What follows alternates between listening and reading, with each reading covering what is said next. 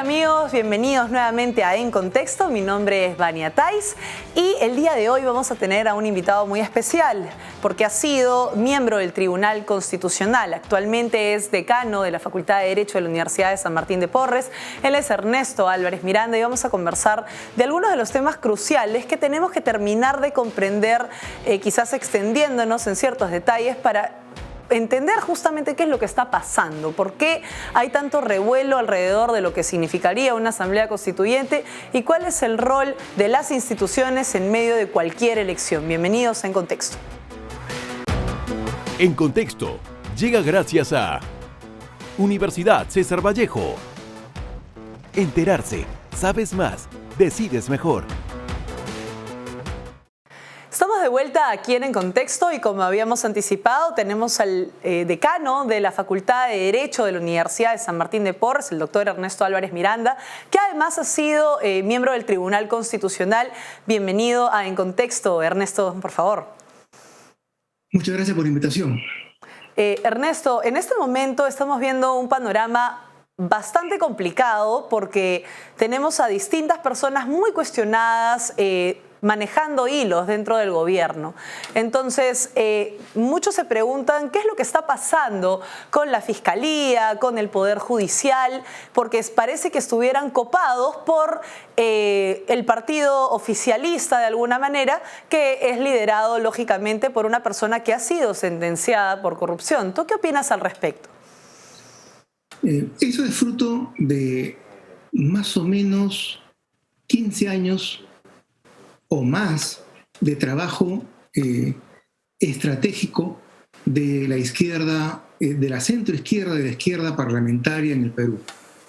Recordemos de que en el 2007, 2008 ya existían enfrentamientos muy fuertes para colocar a los jueces supremos y a los fiscales supremos, unos sí y otros no, de forma tal que fue paulatinamente copándose el Poder Judicial.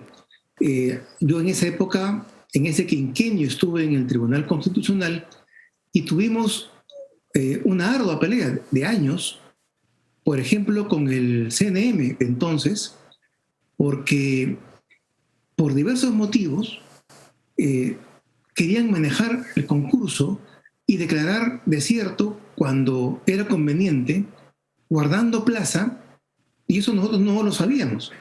Pero al final, sí, por los hechos, era evidente que estaban guardando plaza para aquellos que entraron con el beneplácito del gobierno de Ollanta, de una manera posterior. Todo esto ha sido pensado de una manera estratégica, al igual que los audios los audios de los supremos, intervenidos los teléfonos con autorización de un juez con motivo de la investigación a una banda de narcotráfico del Callao. Después de un año, nadie se entera, ni la policía, ni el juez que autorizó, ni los fiscales se enteran, supuestamente, de que estaban grabando los teléfonos de los jueces supremos, de la Corte Suprema, escuchando durante varios meses, un año, todas sus conversaciones privadas, las bromas que entre ellos hacían o las coordinaciones normales para una cena, para un almuerzo, faltas, delitos, bromas, cosas que no tenían ningún carácter de inconducta. Todo eso terminó en manos de un fiscal y en manos de una ONG. Uh-huh. De pronto, entonces no es casual que el mismo juez que había demostrado lealtad absoluta fuese designado, creemos, quizás que no haya sido de casualidad, presidente del Jurado Nacional de Elecciones, porque claro, uno de los jueces supremos tiene que ser presidente del Jurado Nacional de Elecciones, uh-huh, por mandato de la Constitución. Normalmente, ustedes recordarán, ese cargo era una especie de cementerio de elefantes. Ningún juez supremo quería ir, ningún fiscal tampoco, supremo tampoco, quería ir al Jurado Nacional de Elecciones, porque prácticamente no había manejo de los temas jurídicos que les gusta a los supremos y por lo cual han hecho una carrera larga. En este caso, el juez más izquierdista, el juez que ya había manifestado con los hechos su lealtad política a los grupos de poder oculto en el Perú, es designado presidente del Jurado Nacional de Elecciones. Y eso va de la mano con la no realización de elecciones para delegado para el Jurado Nacional de Elecciones por parte del Colegio de Abogados de Lima, evitada mediante recursos legales donde uno de los recurrentes, uno de los demandantes que logró una cautelar que paralizó todo, hoy en día está como ministro de Defensa. Entonces, si juntamos las piezas de un rompecabezas, encontramos de que podría resultar ingenuo pensar que todos los astros se han confabulado por casualidad del destino para tener el panorama que hoy tenemos. Una Suprema atemorizada, un Ministerio Público donde ha habido recientemente 2 o 3 separaciones de fiscales supremos, y al mismo tiempo, anótese también que es y muy importante, la mitad de la Suprema son provisionales. O sea, ¿qué es un provisional? Es una persona de carrera que tiene un rango inferior y que es llevado a un tribunal, a una sala superior a la de su propio rango por una persona. ¿Quién? El presidente de la Corte Superior del Distrito Judicial correspondiente. ¿Quién los lleva a la Suprema? La presidenta de la Suprema. Por tanto, si a mí me están haciendo el favor a mi carrera de llevarme a la Corte Suprema e integro sala como un titular, es difícil que yo permanezca independiente y autónomo y me resista a cualquier sugerencia o cualquier recomendación por parte de los supremos titulares, o peor aún, por parte de la presidencia de la Corte, ya sea una Corte Superior en provincia o la Corte Suprema en el Perú. Eso implica de que cada vez el Estado de Derecho en nuestro país se está resquebrajando, se está debilitando, no por reglas, por normas, por la Constitución, etcétera, sino por el manejo arbitrario y quizás malicioso que hace un grupo de personas que tienen mucho poder en la administración de justicia, sin ser juez, sin ser fiscal, y que determinan qué proceso o qué investigación continúa rápidamente o qué investigación o proceso se paraliza 1, 2, 3 años, e incluso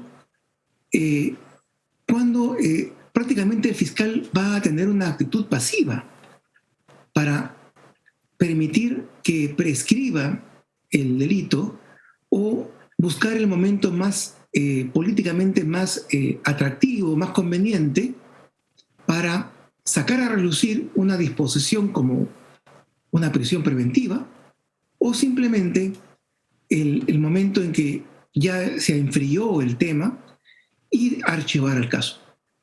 Por tanto, sí hay un problema con el Estado de Derecho en nuestro país, hay un problema de copamiento y de pérdida de autonomía en la administración de justicia en general, a pesar de que hay muchos jueces y fiscales honestos y preocupados de lo que está ocurriendo. Y la salida obviamente no es fácil, porque la salida siempre va a pasar por la propia administración de justicia y por último por el Congreso.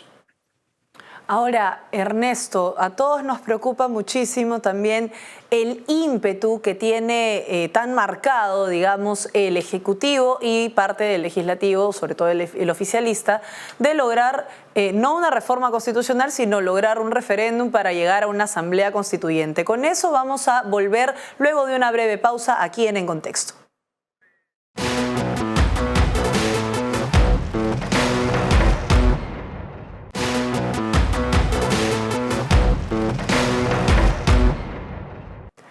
Estamos de vuelta aquí en Contexto conversando con el doctor Ernesto Álvarez Miranda, que ha sido miembro del Tribunal Constitucional y actualmente es decano de la Facultad de Derecho de la Universidad de San Martín de Porres. Y estábamos expresando justamente nuestra preocupación por una posible asamblea constituyente, ¿no? Las calles también están constantemente marchando, realizando eventos, justamente por esta preocupación. Pero vemos que el gobierno está como muy alineado a la idea de lograr una asamblea constituyente. Entonces, para que esto llegue a pasar, ¿qué es lo que tendría que ocurrir, ¿no? O sea, ¿va a prosperar este pedido de referéndum con las firmas que están recolectando a nivel nacional junto con el congresista Bermejo? A ver, está clarísimo de que la intención no es hacer una mejor constitución, una constitución con criterios más modernos o más técnicos, sino simple y llanamente una asamblea constituyente para cambiar de sistema político, para llevarnos a un comunismo, a un socialismo bolivariano. El recojo de firmas para el referéndum en principio nunca debió haberse producido, porque no es constitucional que mediante el artículo que habla de el referéndum para iniciativas legislativas se pueda propiciar un referéndum con vistas a una asamblea constituyente. ¿Y esto por qué? Porque la Constitución ordena en forma taxativa, en forma literal, que no admite mayor interpretación, que toda modificación a la Constitución, de acuerdo a la jurisprudencia misma del tribunal, total o parcial, se hace en el Congreso. Y hay una modalidad que es la de la mitad más uno, aprobando el proyecto, que permite un referéndum posterior a esa votación en el Congreso, que permitiría que los ciudadanos puedan participar. Pero eso no es lo que se quiere. Se quiere el referéndum para activar mecanismos de militancia y de movilización política. Una vez ganado el referéndum, es prácticamente imposible, como ha sucedido en Chile, que se pueda mantener una mayoría moderada, ponderada, de partidos políticos en la constituyente. Porque una vez ganado el referéndum, se va a tener un proyecto de ley aprobado que va a conceder una mayoría de delegados, de miembros de la Asamblea, proveniente digitados a dedo por las llamadas organizaciones de base, organizaciones de la sociedad civil, que, por ejemplo, van a contar con delegados de las comunidades indígenas, pero digitados por sus dirigentes nacionales. No va a haber elección entre las comunidades indígenas. Van a ser todos digitados, al igual que los sindicatos, al igual que los transportistas, al igual que todos los grupos que la izquierda marxista controla en nuestro país. No va a ser una asamblea representativa, va a ser una asamblea corporativa, de la misma manera en que en la primera mitad del siglo XX surgió y dominó la política el fascismo en Italia, el nazismo en Alemania e incluso se puede hablar del franquismo en España. Democracias funcionales, democracias corporativas, que eran precisamente la negación de la democracia. Eso en principio no es factible, como que no era factible que Merino deje la presidencia. Tal cual. Había asumido el cargo de acuerdo a lo previsto por la Constitución. Lo que pasa es que en ese momento Vizcarra había tenido un buen manejo de imagen con los medios de comunicación y tenía un apoyo popular significativo. De la misma manera, se pretende que, como vulgarmente se denomina, al caballazo, se apruebe este referéndum, y para eso cuentan con la posible lealtad y beneplácito tanto del Jurado Nacional de Elecciones como de la OMPE. Esto es muy peligroso, porque al final de cuentas ya hemos pasado la página, pero no podemos olvidar de que las elecciones han sido bastante discutidas, no en cuanto propiamente al sufragio mismo, sino a la forma en la que, de una manera sospechosa, se ocultó información solicitada. Quizás esa información iba a corroborar la victoria de Castillo, pero quizás no. ¿Por qué declarar reservado, secreto militar, las actas, los padrones electorales, cosas que normalmente cualquier personero perdedor exige comparar, corroborar, etcétera, y que normalmente se hacen en las elecciones de los clubes, en las elecciones nacionales, en las elecciones regionales? ¿Por qué no se hizo en esta elección? ¿Quiénes fueron los que evitaron? Las mismas personas que van a decidir si se realiza o no ese referéndum inconstitucional, y los que van a contar los votos. Además. Y luego los que van a decidir quiénes integran la Asamblea Constituyente. A partir de ahí, obviamente, la causa ya estaría perdida. Una vez que ya existe una Asamblea Constituyente, como la Convención chilena, ellos mismos pueden declarar en un momento, aprobar un reglamento que todos lo tienen que aprobar por 2/3, y luego desconocer su propio reglamento. La Convención chilena dijo que ya no se sentía atada a su reglamento, que exigía acuerdos, aprobar artículos de la Constitución por mayoría de 2/3. No, ya no, ahora mayoría simple. Por tanto, eso es lo que se quiere, una asamblea que no tenga límite alguno. Ahora, para su mala suerte, la teoría constitucional señala de que las asambleas constituyentes sí pueden hacer constituciones generalmente después de una dictadura, o sea, como una especie de reconstrucción. Claro, que haya un momento constituyente, ¿no? Hay un momento constituyente que es el ejemplo típico.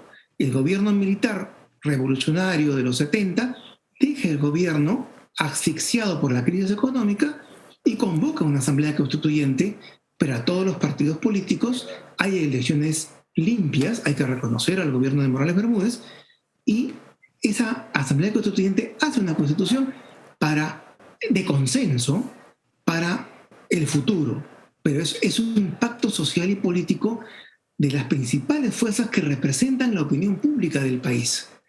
Eso no se va a hacer ahora. Sería precisamente lo contrario, una involución hacia un autoritarismo del cual ya sabemos que es muy difícil regresar.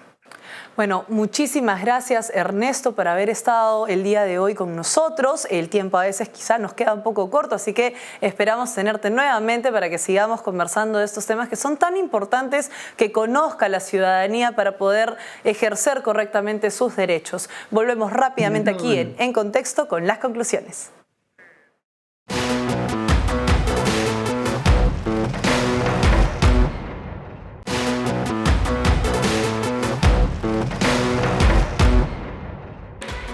Para poder ejercer correctamente nuestros derechos es importante que sepamos cómo funcionan nuestras instituciones y qué es lo que estipula la Constitución. En ese sentido, tenemos que tener siempre mucho ojo con lo que está pasando con el Jurado Nacional de Elecciones, qué es lo que va a pasar con el Tribunal Constitucional, si finalmente va a elegir a sus nuevos magistrados, si el representante del Colegio de Abogados de Lima o los colegios de abogados del Perú van a dar un representante para el Jurado Nacional de Elecciones, y sobre todo si se va a investigar las irregularidades que han existido en elecciones pasadas. No olviden seguirnos en nuestro canal de YouTube, hacer clic a suscribirse y también a la campanita para que reciban todos los videos, y conmigo será hasta una próxima edición. Adiós. En Contexto llega gracias a Universidad César Vallejo. Enterarse, sabes más. decides mejor.